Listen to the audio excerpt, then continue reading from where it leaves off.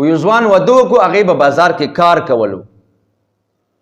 چې کله به راتلو خالي لاسونه به راتلو خپل بیبي ته یې څه نه راوړل یو ورځ ورته بیبي وایي چې بازار نه راځې لږ ځان سره اخله خالي لاسونه مه راځه خاوند ورته وایي چې انشاءالله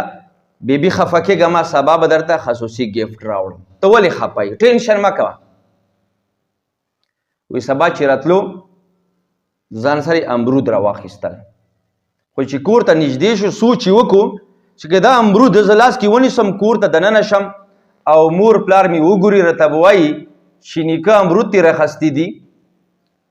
الله خو دې تازه واده کړی دی بیا د ښځې ته ګفټونه روان کړي دي نو سوچ یې کړی چې اوس په څه کوم خو امرود یې فورا پارتوګې کې ننه زوړند کړي دي او د کور ته دننه شوی دی څنګه په دروازې دننه شو مور پلار او بیبي په برامدې کې ناست وایي کومې بالا نه تېښته وه په هغې سره مخامخ شو ځان سره یې سوچ کړی چې اوس په څه کوي ده خو 2 کیلو امرود دي تیز مزال هم نشي کوي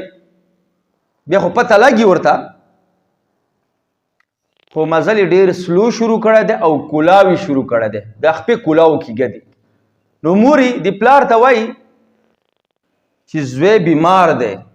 ډېر سخت بیمار دی وګوره مزل هم نشي کوی نو د زوی چې کله د مور پلار سره نږدې شوی دی